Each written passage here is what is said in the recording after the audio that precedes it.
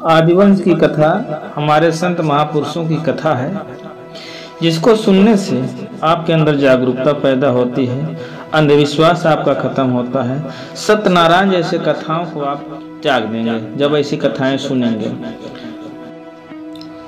आदिवंश की कथा में आदि निवासियों की प्राचीन संस्कृति तथा उनके विनाश की करुण कथा है, जिसे विद्वान लेखक ने रोचक और संयुक्त भाषा में धर्म कथा का रूप दे दिया। भारत के आदिवासियों में यदि कथा के रूप में इसका प्रचार हो जाए तो यह उनके जाति जागरण में अति उपयोगी सिद्ध हो सकती है। किसी भी कौम की तरक्की का सबसे बड़ा साधन है उसके इतिहास का ज्ञान। विद्वानों का मत है कि जिस भी देश में अथवा जात को गुलाम बनाना हो तो उनके इतिहास को नष्ट कर देना चाहिए तथा आर्थिक रूप से कमजोर कर देना चाहिए। आज शूद्र कहे जाने वाले भारत के आदि निवासियों के लिए यह कथन बिल्कुल सत्य है। उनके इतिहास को इस प्रकार नष्ट कर दिया गया तथा आर्थिक रूप से कमजोर कर दिया गया कि उसे जानने की उनकी जिज्ञासा भी समाप्त हो गई। आदिवंश की कथा करने की विधि व सामग्री। आदिवंश की कथा करने के लिए कोई भी विवेकशील शिक्षित व्यक्ति होना चाहिए। कथा कहने वाले को चाहिए कि वह कथा करने वाले से मिट्टी का एक घड़ा यानी कलश मंगाए। उस घड़े को चारों ओर घेरे में नीले, पीले, लाल, सफेद और नारंगी 5 रंगों से क्रमानुसार रंगे। रंगोली उसमें सजाए। घड़े को साफ करके उसमें शुद्ध जल भर देना चाहिए। इस मंगल घट में 5 पेड़ों के 5-5 पत्ते साफ करके डालने चाहिए। बोध वृक्ष यानी पीपल के पत्ते अवश्य होनी चाहिए। जहाँ कथा कहनी हो उस स्थान पर शुद्ध मिट्टी से चौका लगवाएं। उसे जगह को अच्छे से साफ करें, सजाएं। बीच में रंगदार मिट्टी से एक गोल नक्शा बनाएं। उसके बीच के भाग पर मंगल कलश और चारों ओर 4 दीपक जलाकर रखें। तत्पश्चात कच्चे धागे को घड़े के मुंह में बांधकर शेष धागे से जहां तक श्रोतागण बैठे हों घेर देना चाहिए। कथा करवाने वाले के हाथों में पकड़ा देना चाहिए। मंगल कलश की ओर श्रोतागण के सामने एक ऊंचे आसन पर भगवान बुद्ध की मूर्ति या चित्र रखना चाहिए। उसके नीचे बाईं ओर बाबा साहब डॉक्टर भीमराव अम्बेडकर की मूर्ति या चित्र रखना चाहिए।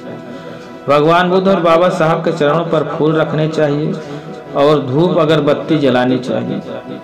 कथा करवाने वाला अपने सामर्थ्य अनुसार चावल को भिगोकर उसमें गुड़ मिलाकर प्रसाद तैयार करे अथवा सामयिक रीति के अनुसार 3 या 5 या 7 प्रकार के फलों को छोटा छोटा काट करके एक साथ मिलाकर प्रसाद बनाए अथवा फल न होने पर मिठाई को मिलाकर प्रसाद बनाए।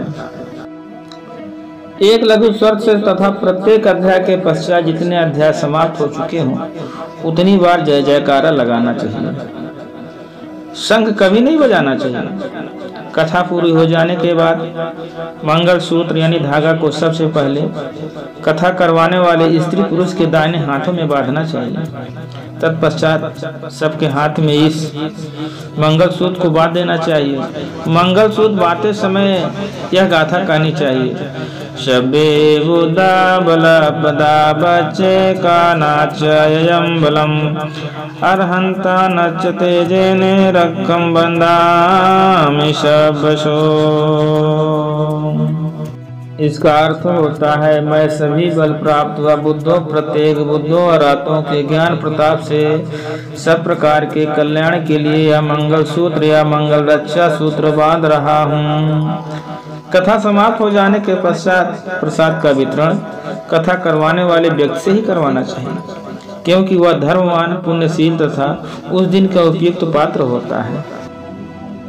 कथा का प्रारंभ नमो तस् भगवतो अरहतो सम्मा सम्बुद्धस्य। नमो तस् भगवतो अरहतो सम्मा सम्बुद्धस्य। नमो तस् भगवतो अरहतो सम्मा सम्बुद्धस्य।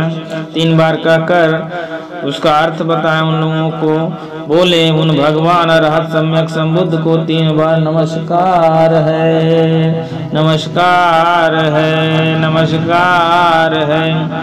फिर उसके बाद तिसरण पंचशील करनी चाहिए। तिसरण किसे कहते हैं? अब तिसरण बुद्धम शरणम गच्छामि, धम्मम शरणम गच्छामि, संघम शरणम गच्छामि, इसको तिसरण कहते हैं। 3 बार कहना चाहिए। उसके बाद पंचशील करवाना चाहिए। पंचशील आप सब जानते हैं, पाणातिपाता वेरमणि सिक्खापदं समादयामि, अदिन्नदाना वेरमणि सिक्खापदं समादयामि, मूषावादा वेरमणि सिक्खापदं समादयामि, कामेशमिच्छाचारा वेरमणि सिक्खापदं समादयामि, सुरामेयमज्जपमादठाना सिक्खापदं समादयामि। साधु साधु साधु। फिर कथा शुरुआत करना चाहिए। कथा की भूमिका ऐसी होनी चाहिए। बहुत पुराने जमाने की बात है, जब आदिपुत्र शिथिल हो अनेक कठिनाइयों को उठाकर विंध्य पर्वत पर पहुँचे। वह एक शिला पर बैठकर गुनगुनाने लगे। इस विदेशी आर्यों को कितनी बार इन भुजाओं ने पछाड़ा है, किंतु आज की हार हमारी आपसी फूट तथा हमारी ही कमियों के कारण हुई है। हमें अपनी परम पूज्य प्रातः स्मरणीय अमर ज्योति प्रज्ञा का ध्यान करना ही भूल गए थे।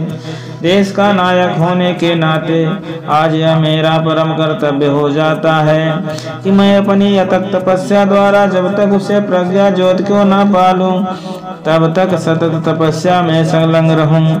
यह सोचकर वह विंध्या पर्वत पर चल बढ़े। तप में वर्षों बीत गए। इधर आर्यों ने देश पर अपना कब्जा बढ़ाना जारी रखा।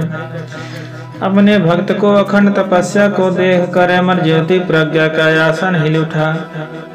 उसने आदिपुत्र को तप करने की निद्रा से जगाकर कहा, आदिपुत्र उठो, साहस को एकाग्रित करो। अमर ज्योति प्रज्ञा तुम्हें इस देश की बागडोर संभालने की आज्ञा देती है। अपनी खोई हुई शक्ति का संचय करो, अपने बिगड़े हुए संगठन को संभालो। जो अपनी भूली हुई आदिवंश की कथा को तमाम आज भारतवासियों को सुनाओ, जिससे आदिपुत्र तुम्हारा तथा भारत के करोड़ों दीनहीन शूद्रों और पिछड़ों के कहे जाने वाले आज भारतवासियों का कल्याण होगा।